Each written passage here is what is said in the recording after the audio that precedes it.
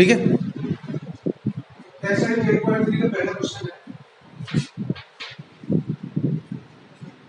reduce the following equations into slope intercept form and find their slopes and y-intercept। तो सबसे पहले तो बात ये है कि हमें स्लोप इंटरसेप्ट फॉर्म पता होना चाहिए।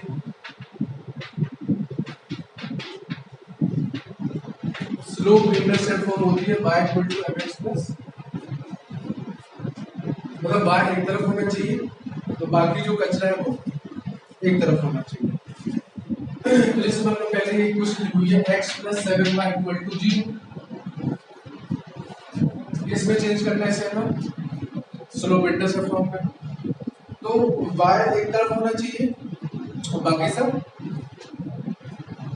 तो यहाँ से क्या है 7y equal to minus x हो जाए, यहाँ से 7 हटाएंगे तो y इक्वल टू क्या हो जाएगा माइनस 1/7 इंटू x, और प्लस में यहाँ पर कुछ भी नहीं है तो क्या होगा 0। अब अगर इस इक्वेशन को और इस इक्वेशन को हम कंपेयर करेंगे तो x के साथ जो लिखा होता है वो क्या होती है स्लोप, यहाँ पे x के साथ क्या लिखा होगा माइनस 1/7, तो इसका मतलब f की वैल्यू क्या होगी और c की वैल्यू क्या होगी, सिंपल आंसर। दूसरा क्वेश्चन क्या है 6x plus 3y minus 5 equal to 0, वही तरीका है 3y इक्वल टू क्या हो जाएगा माइनस 6x प्लस 5, तो y की वैल्यू क्या हो जाएगी माइनस 6x अपॉन 3 प्लस 5/3। इसे थोड़ा सा सॉल्व करेंगे तो क्या हो जाएगा y equal to minus 2x plus 5/3। तो यहाँ से अगर हम कंपेयर करेंगे तो m की वैल्यू -2 हो जाएगी और c की वैल्यू क्या हो जाएगी 5/3 हो जाएगी। आगे बस चलो दूसरा क्वेश्चन करते हैं। दूसरा क्वेश्चन क्या है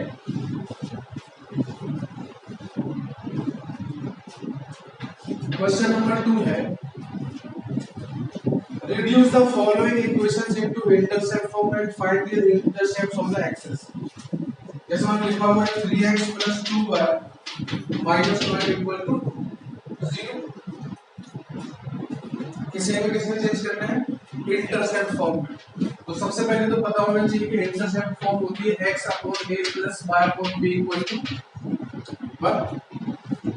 इसका मतलब ये हुआ कि राइट हैंड साइड में 1 होता है, x के डिनोमिनेटर में कोई नंबर होता है तो बीच में प्लस होता है, तो y के डिनोमिनेटर में कोई नंबर होता है। तो सबसे पहले हम क्या करते हैं इसमें जो कांस्टेंट टर्म होता है उसको राइट हैंड साइड में ले जाते हैं, तो ये हो जाएगा 3x plus 2y equal to 12। अब मुझे राइट हैंड साइड में क्या चाहिए 1 चाहिए, तो मुझे 12 से डिवाइड करना पड़ेगा कि नहीं करना पड़ेगा, तो 12 से डिवाइड कर दूं पूरी इक्वेशन, तो 3x upon 12 plus 2y upon 12 equal to 3 से काटेंगे 4 तो x upon 4 plus y upon 6 equal to 1। तो x के नीचे क्या आता है x इंटरसेप्ट, तो x इंटरसेप्ट की वैल्यू कितनी होगी y इंटरसेप्ट की वैल्यू कितनी होगी, सिंपल आंसर। ठीक है चलो एक क्वेश्चन और कर लेते हैं।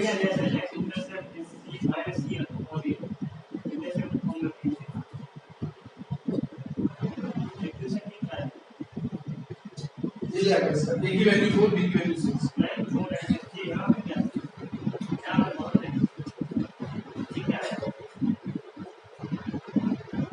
और अच्छी वो उसको बताएं कुछ।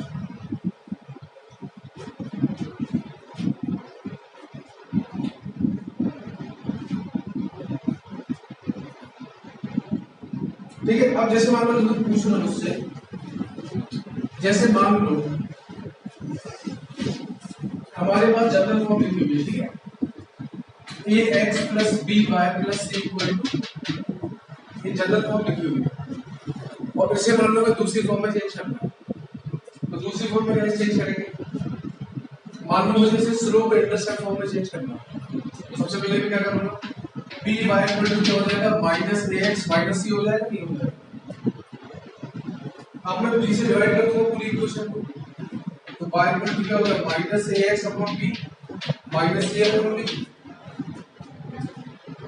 तो अगर मैं इसको y equal to mx plus c से कंपेयर कर दूं तो m की वैल्यू क्या हो जाएगी, माइनस a अपॉन b, और c की वैल्यू क्या हो जाएगी, माइनस c अपॉन b।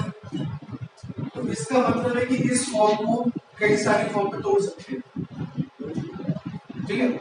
अगर मान लो इसको मुझे स्लोप इंटरसेप्ट फॉर्म में चेंज करना है, तो स्लोप इंटरसेप्ट में तो हो गया, मान लो सिर्फ मुझे इंटरसेप्ट फॉर्म में चेंज करना है, तो इसे मान लो ये लिखा होगा ax plus by plus c equal to, c को राइट हैंड साइड पे ले लो, तो ax plus by equal to क्या हो जाएगा, माइनस c से मैं डिवाइड कर दूंगा क्योंकि मुझे राइट हैंड साइड में क्या चाहिए होता है, 1 चाहिए होता है।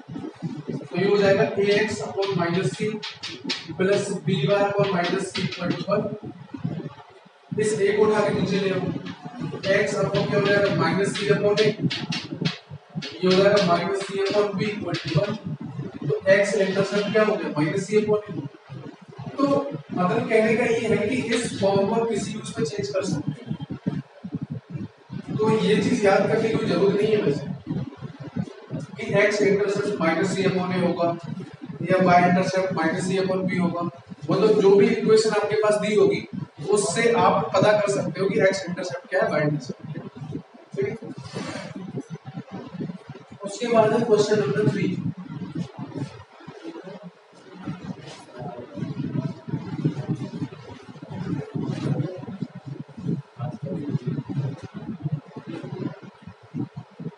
चलो एक और चेंज कर लो,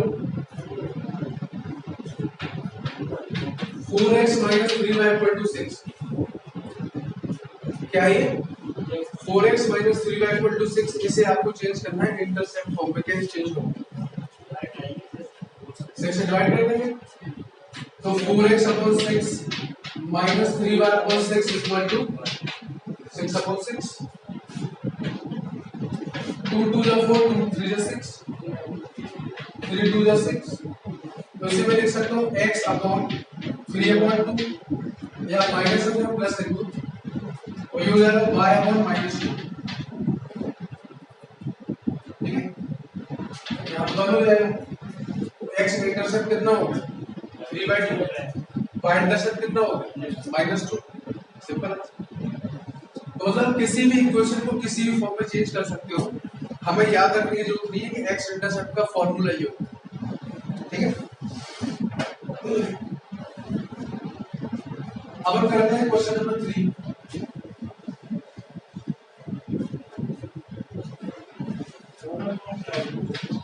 नॉर्मल फॉर्म वही x cos alpha plus y sin alpha equal to p कर लेते हैं।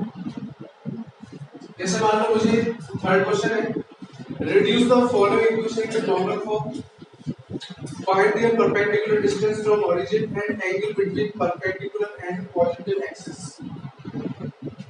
देखो तो ये है x minus root 3 plus 8 equal to 0, ठीक है।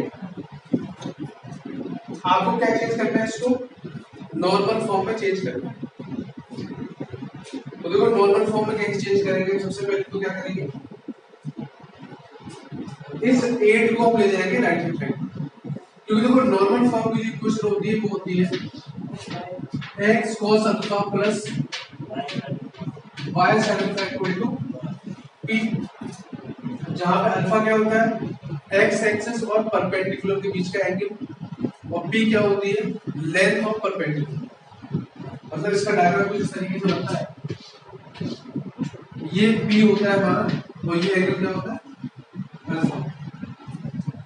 तो उसको निकालेंगे कैसे, सबसे पहले तो इस 8 को ले जाएंगे राइट हैंड साइड, तो ये हो जाएगा x minus root 3 equal to -8। Right hand side में नेगेटिव नहीं होना चाहिए, क्योंकि राइट हैंड साइड में किसकी वैल्यू आती है, लेंथ ऑफ परपेंडिकुलर की, और लेंथ कभी नेगेटिव नहीं होती। तो यहाँ पे जो माइनस है इसको पहले हटा देंगे। कैसे हटाएंगे, -1 से या तो मल्टीप्लाई कर दो या -1 से डिवाइड, तो मैं पूरी इक्वेशन को -1 से मल्टीप्लाई कर दूंगा, तो क्या हो जाएगा -x plus √3y equal to 8। Right hand side वाली किसमें आ गई, पॉजिटिव में आ गई। अब हम किससे डिवाइड करेंगे, यहाँ पे x का कोफिशिएंट क्या है -1, और यहाँ पे y का कोफिशिएंट क्या है, तो √3 लिख दिया। इन दोनों का स्क्वायर करो, जो यहाँ पे x का कोफिशिएंट है उसका स्क्वायर किया, जो यहाँ पे y का कोफिशिएंट है उसका स्क्वायर किया, उनको जोड़ दिया और उनका रूट ले लिया, तो इसका अगर 2 आ जाएगा यहाँ से। हम क्या करेंगे, पूरी इक्वेशन को 2 से डिवाइड करते हैं। जब भी किसी इक्वेशन को आपको नॉर्मल फॉर्म में कन्वर्ट करना हो तो हम x का कोफिशिएंट और y के कोफिशिएंट का स्क्वायर करेंगे, उनको जोड़ेंगे, फिर डायरेक्ट फॉर्म में देंगे। इसको हमें सॉल्व करना पड़ेगा। ये तो बता रहा हूं मैं कि x का कोफिशिएंट जो भी है उसका स्क्वायर, y का कोफिशिएंट जो भी है उसका स्क्वायर करके जोड़ के उसका फिर से स्क्वायर रूट लेंगे, और जो भी वैल्यू आएगी उससे पूरी इक्वेशन को डिवाइड करेंगे। तो यानी क्या है हमारे पास, यहाँ पे 2 आया, तो हम 2 से पूरी इक्वेशन को डिवाइड करेंगे तो क्या हो जाएगा -1/2 into x plus √3/2 into y बराबर 4 आ जाएगा। अब देखो x के साथ क्या होता है cos और y के साथ क्या होता है sin अल्फा। यदि cos की वैल्यू नेगेटिव है और sin की वैल्यू, ऐसा कौन से क्वाड्रेंट में होता है, cos की वैल्यू नेगेटिव और sin की वैल्यू पॉजिटिव, ऐसा कौन से क्वाड्रेंट में होता है, सेकंड क्वाड्रेंट में होता है। इसका मतलब हमें सेकंड क्वाड्रेंट में एक ऐसा एंगल ढूंढना है जो इनकी वैल्यू को सेटिस्फाई करे। तो कौन सी वैल्यू होगी, सेकंड क्वाड्रेंट 60 का से, सेकंड क्वाड्रेंट में जो एंगल होगा वो होगा 90 से 180 के बीच में। तो 90 से 180 के बीच में एक ऐसा एंगल चाहिए जिसमें cos की वैल्यू -1/2 हो और sin की वैल्यू √3/2 हो, तो वो एंगल होता है 120। क्या होता है एंगल 120। इसका मतलब मैं इसे लिख सकता हूँ x cos 120 plus y sin 120 बराबर 4।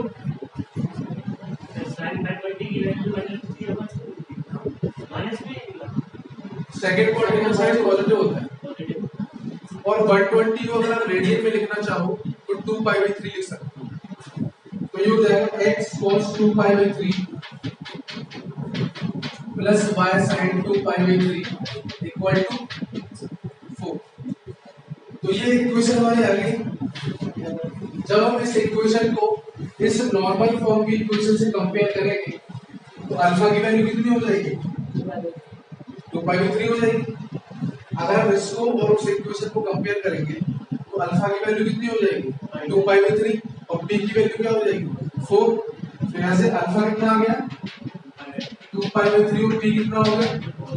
इसका मतलब जो स्ट्रेट लाइन जो ये परपेंडिकुलर है वो x एक्सिस से कितने डिग्री का एंगल बना रहा है, 120 डिग्री का, और परपेंडिकुलर की लेंथ कितनी है 4 है। परपेंडिकुलर की लेंथ कितनी है 4 है। फटाफट इसे नोट कर लो आप लोग।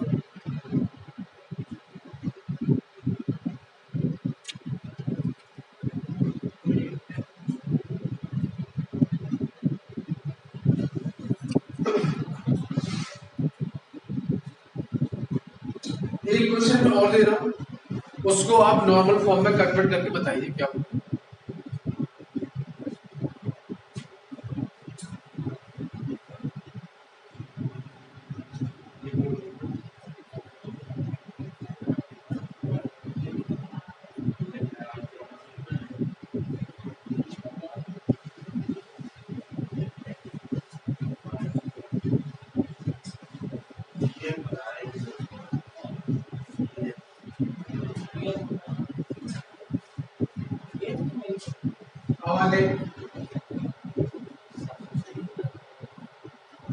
अब मान लो मेरे पास एक क्वेश्चन है y minus two equal to zero किस फॉर्म में चेंज करना है वैसे नॉर्मल फॉर्म में चेंज करना है तो सबसे पहले हम क्या करेंगे इस माइनस टू को कहाँ ले जाएंगे राइट हैंड साइड में ले जाएंगे तो यहाँ से क्या हो जाएगा y इक्वल टू टू अब क्या करेंगे भाई x का कोफिशिएंट तो जीरो है यहाँ पे y का कोफिशिएंट 1 है इसका मतलब क्या हुआ कि x का कोफिशिएंट क्या है जीरो जीरो का स्क्वायर y का कोफिशिएंट क्या है 1 तो 1 का स्क्वायर बस रूट ले तो इसका रूट कितना है 1 आएगा तो मैं 1 से डिवाइड कर दूंगा पूरी इक्वेशन तो जीरो को 1 से डिवाइड करोगे तो जीरो ही रहेगा 1 को 1 से डिवाइड करोगे तो ये 1 ही रहेगा और 2 को 1 से डिवाइड करोगे तो ये x के साथ में क्या होता है cos अल्फा y के साथ में क्या होता है sin अल्फा तो एक ऐसा एंगल जिसमें cos की वैल्यू 0 हो और sin की वैल्यू 1 हो वो एंगल होता है 90 क्या होता है तो यहां से हो जाएगा x cos 90 plus y sin 90 बराबर टू और 90 को ले सकते हैं पाई बाई 2 तो ये हो जाएगा जैसे x cos pi by 2 plus y sin pi by 2 बराबर 2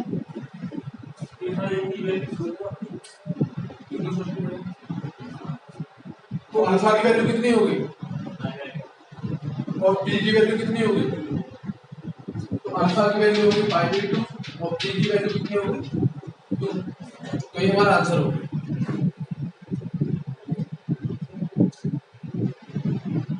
क्या होगा हमारे आंसर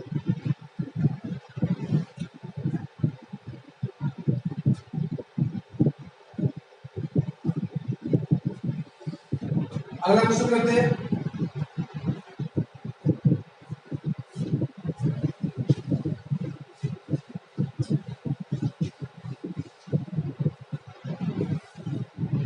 अब देखो जो अगला क्वेश्चन क्या है अगले क्वेश्चन में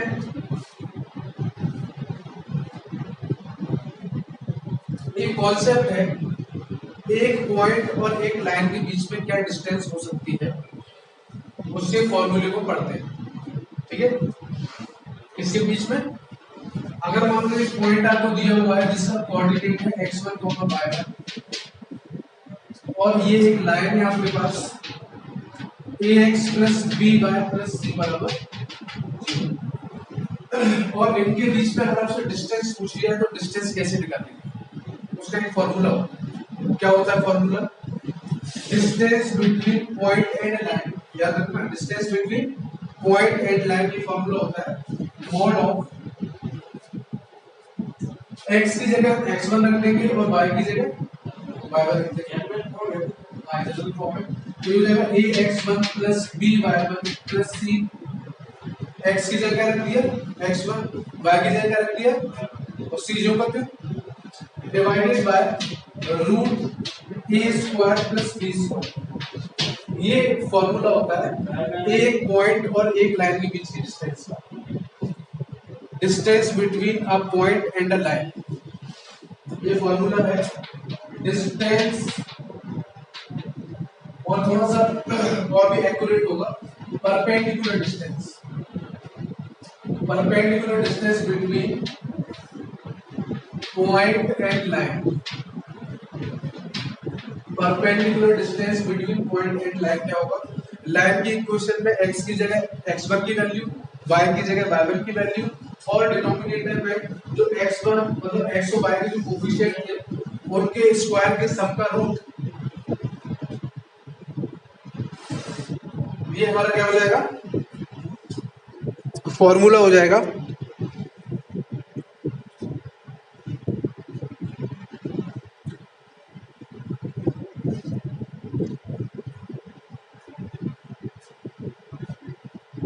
ठीक है अभी क्वेश्चन करने को ज्यादा अच्छे समझ में आएगा क्वेश्चन है हमारे पास नेक्स्ट और नेक्स्ट क्वेश्चन क्या है क्वेश्चन नंबर 4 है, एक पॉइंट है -1,1 और एक लाइन दी है ये 12 टाइम्स x + 6 बराबर 5 टाइम्स y - 2। इस पॉइंट और इस लाइन के बीच में क्या निकालनी है? डिस्टेंस निकालनी है। तो सबसे पहले तो इस लाइन को किस फॉर्म में लेके आएंगे हम? जनरल फॉर्म में लेके आएंगे। 12 से मल्टीप्लाई कर दो तो 12x + 72 बराबर 5y - 10। इस 5y - 10 को उठा के लेफ्ट हैंड साइड में ले जाओ तो क्या हो जाएगा? 12x - 5y + 82 बराबर 0। अब हम क्या करेंगे? इस पॉइंट और इस लाइन के बीच की डिस्टेंस निकालेंगे तो फॉर्मूला क्या होगा? लाइन के इक्वेशन में x की जगह x की वैल्यू रख दो और y की जगह ये हो जाएगा 12 × -1 -5 × 1 + 82 डिवाइडेड बाय x के कोएफिशिएंट के स्क्वायर प्लस y के कोएफिशिएंट के स्क्वायर।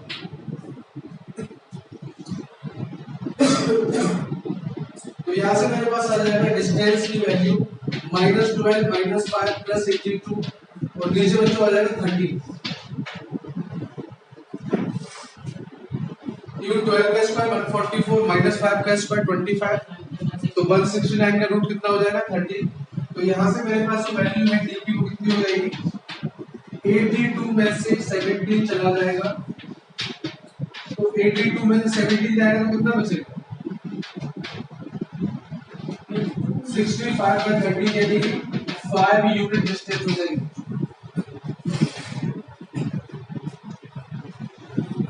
मैंने वैल्यू रख दी x की जगह -1 y की जगह +1 और वैल्यू रखने के बाद मैंने इसको सॉल्व किया तो माइनस का 17 आएगा प्लस का 82 में 17 क्या तो 65 और 65 को 30 कितना हो जाएगा? 5।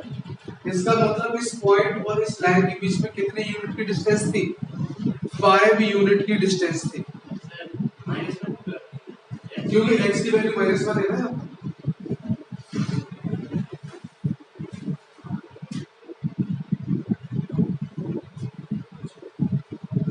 अगला क्वेश्चन करते हैं।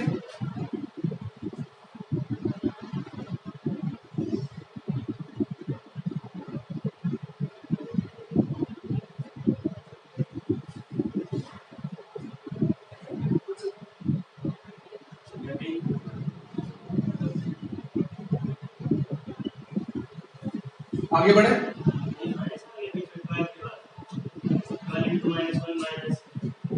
-12 हो गया ना, -5 × -5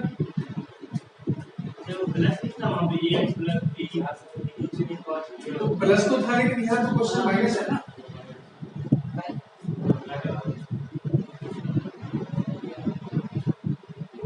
ठीक है आगे बढ़ते हैं। उसके बाद क्वेश्चन नंबर 5 करते हैं।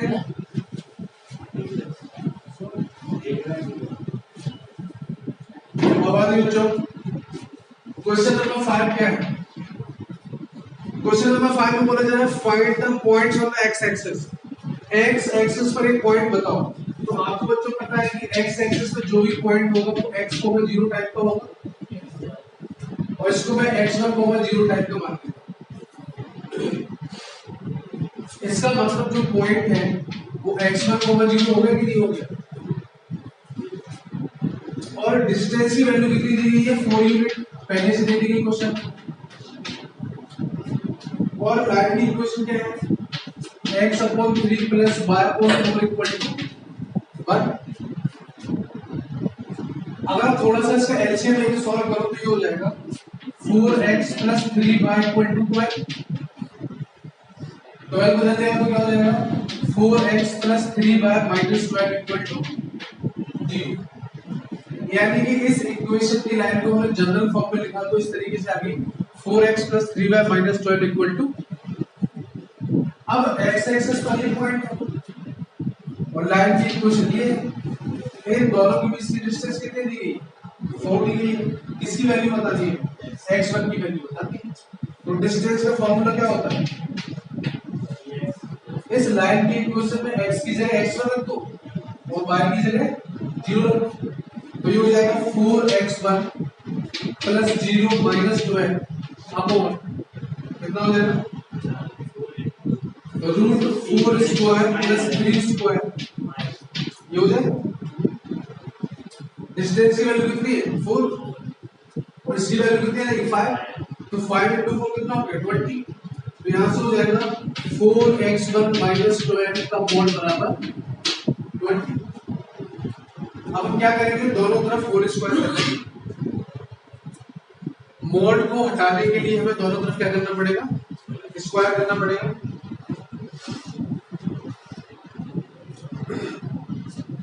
तो मैं स्क्वायर कर देता हूँ इसका 4x1 माइनस 12 और दोनों साइड स्क्वायर कर देंगे, फिर हो जाएगा 4x1 माइनस 12 का स्क्वायर बराबर 20 का स्क्वायर, फिर हो जाएगा 16x1 स्क्वायर प्लस 144 माइनस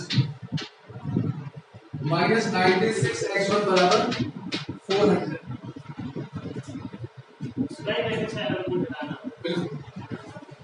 400 को लेफ्ट हैंड में लेके आए तो क्या हो जाएगा 16x1 square minus 96x1 plus 144 minus 400 बराबर, फिर हो जाएगा 16x1 square minus 96x1 minus का कितना बचेगा यहाँ से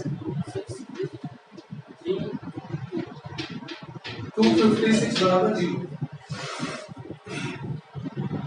अब इस पूरी इक्वेशन को ध्यान से देखो, 16 से पूरी इक्वेशन डिवाइड हो गई है, तो 16 से पूरी इक्वेशन डिवाइड कर देंगे तो हो जाएगा x1 square minus 6x1 minus 16 बराबर, और इसको आप सॉल्व करोगे तो हो जाएगा x माइनस 8 x1 माइनस 8 और x1 प्लस 2 बराबर 0। इसको फैक्टराइज करना जो हमने 9th में सीखा है, उससे अगर फैक्टराइज कर देंगे तो x1 माइनस 8 और x1 प्लस 2 हो जाएगा। और जब इनको बारी बारी से हम 0 के बराबर करेंगे तो एक x1 की वैल्यू 8 हो जाएगी और एक x1 की वैल्यू क्या हो जाएगी, तो हमारा पॉइंट क्या था x1, 0 था, यानी एक पॉइंट हमारा 8, 0 हो जाएगा और दूसरा पॉइंट क्या हो जाएगा -2, 0। ये हमारा क्या हो गया आंसर। आएगा समझ में?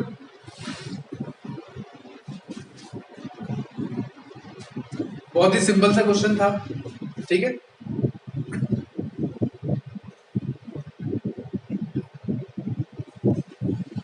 आगे बढ़े, क्वेश्चन नंबर 6 के लिए सबसे पहले हमें कॉन्सेप्ट पढ़ना पड़ेगा कि दो पैरेलल लाइन के बीच में डिस्टेंस क्या होती है। तो पहले तो मैं फॉर्मूला बता देता हूं आप लोगों को कि अगर दो लाइन पैरेलल है तो उनके बीच की डिस्टेंस क्या होगी।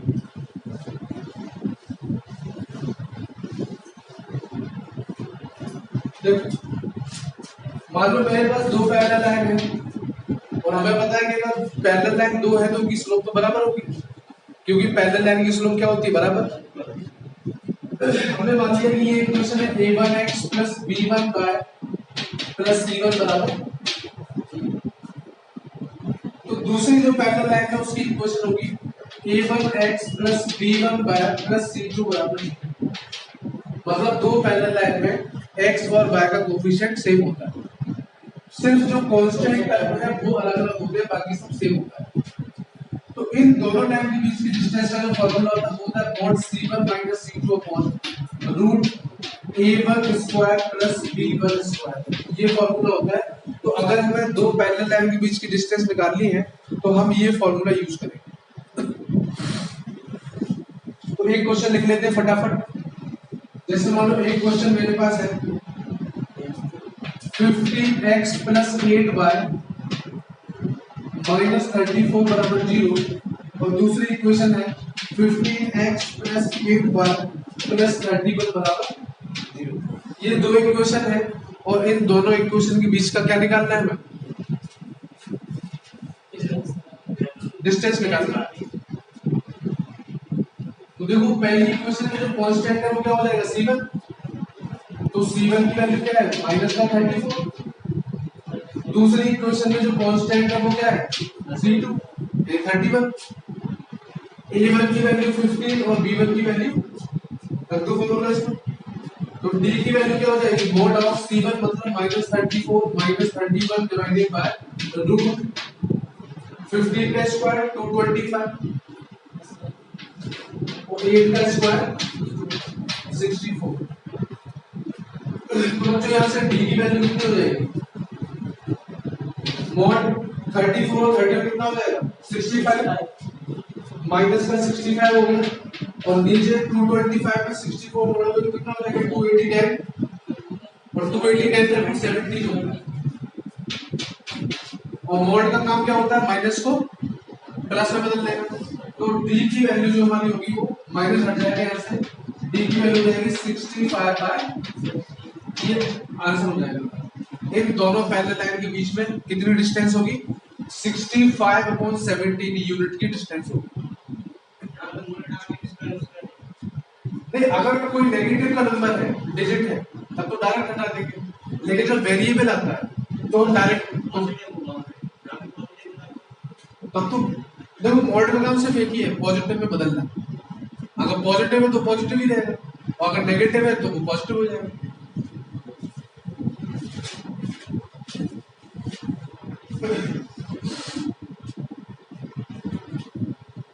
ठीक है ना। जैसे मान लो तुम्हारा जो कंफ्यूजन है वो ये है, तो अगर देखो मैंने वहां पे स्क्वायर क्यों किया था, जैसे मान लो मेरे पास मॉड के अंदर -20 लिखा हुआ है, तो अभी तो क्लियर हो कि भाई माइनस का 20 है तो प्लस का 20 हो जाएगा। लेकिन अगर यहाँ पे लिखा हुआ है 3x - 5, अब हमें ये नहीं पता कि 3x - 5 पॉजिटिव होगा कि नेगेटिव होगा, क्योंकि हमें x की वैल्यू नहीं पता। तो जब हमें मॉड के अंदर की वैल्यू के बारे में कुछ पता नहीं होता कि ये पॉजिटिव होगा या नेगेटिव होगा, तब हम स्क्वायर करेंगे। ठीक है ना। अगर हमने ऐसे लिखा होगा 3x + 5, तब भी हमें नहीं पता कि पॉजिटिव होगा कि नेगेटिव होगा। लेकिन अगर ऐसा लिखा हुआ है 3x² + 5, तब तो बिल्कुल 101% श्योर है कि ये पॉजिटिव होगा, क्योंकि तो किसी भी नंबर का स्क्वायर पॉजिटिव, उसमें 3 का इंटू पॉजिटिव, उसमें प्लस का पॉजिटिव। तो हमें पहले ये देखना पड़ता है कि मॉड के अंदर जो नंबर लिखा हुआ है उसके बारे में हम श्योर है कि नहीं है। अगर श्योर नहीं है तो मॉड हटाने के लिए स्क्वायर करना पड़ेगा। ठीक है, अब आगे बढ़ते हैं।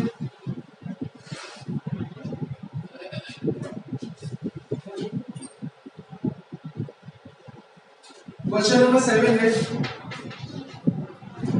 Find equation of a line, find equation of a line parallel to 3x - 4y + 2 = 0। एक हमें लाइन की इक्वेशन बतानी है जो किसके पैरेलल है, इसके पैरेलल है, और किस पॉइंट से जाती है, passes through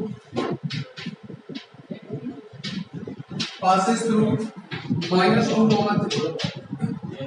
यानी बात समझ में, हमें एक ऐसे लाइन की इक्वेशन बतानी है जो 3x - 4y + 2 = 0 के पैरेलल है और इस पॉइंट से पास हो रही है। एक ऐसे लाइन की इक्वेशन बतानी है। तो सबसे पहली चीज तो यह है कि किसी भी लाइन की इक्वेशन निकालने के लिए क्या क्या इन्फॉर्मेशन होना जरूरी है। क्या क्या इन्फॉर्मेशन होना जरूरी है, स्लोप होना चाहिए और पॉइंट होना चाहिए। पॉइंट तो हमारे पास है कि वो लाइन कहां से पास हो रही है, -2, 3 से। और जिस लाइन की इक्वेशन में निकालनी है वो किस लाइन के पैरेलल है, 3x - 4y + 2 के पैरेलल। इसका मतलब जिस लाइन की स्लोप हमें निकालनी है उसकी स्लोप और इस लाइन की स्लोप क्या होगी, बराबर होगी। बस सिंपल है। तो जो ये लाइन हमें दी गई है इसकी स्लोप कितनी होगी, जो ये लाइन हमें दी गई है इसकी स्लोप कितनी होगी। मैंने पहले आपको बताया था कि अगर कोई भी लाइन अगर आपको दी गई है जनरल फॉर्म में, तो उसकी स्लोप का जो फॉर्मूला होता है वो होता है माइनस टाइम्स x का कोफिशिएंट अपॉन y का कोफिशिएंट। इस लाइन की स्लोप कितनी हो जाएगी, माइनस टाइम्स x का कोफिशिएंट 3, y का कोफिशिएंट -4, माइनस माइनस प्लस, तो स्लोप कितनी हो गई, यानी कि इस लाइन की स्लोप कितनी हो गई 3/4। तो जिस लाइन की इक्वेशन में निकालनी है उसकी भी स्लोप कितनी होगी, बस स्लोप की वैल्यू कितनी हो गई 3/4 किस पॉइंट से पास कर रही है, -2,3 से। तो पॉइंट और स्लोप फॉर्म लगा देंगे, क्या होती है y माइनस y1 बराबर m इंटू एक्स माइनस, तो y माइनस y1 की वैल्यू 3, m की वैल्यू 3/4, x माइनस x1 की वैल्यू -2, तो माइनस माइनस प्लस हो गया, क्रॉस मल्टीप्लाई कर दो, 4y माइनस 12 बराबर 3x प्लस 6। इन दोनों को अगर राइट में ले जाओ तो क्या हो जाएगा, 3x plus 6 minus 4y plus 12 बराबर 0। तो हो जाएगा 3x माइनस 4y प्लस 18 बराबर ये क्वेश्चन।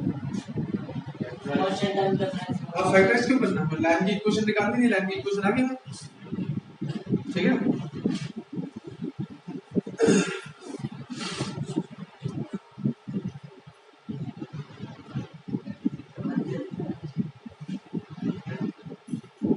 आगे बस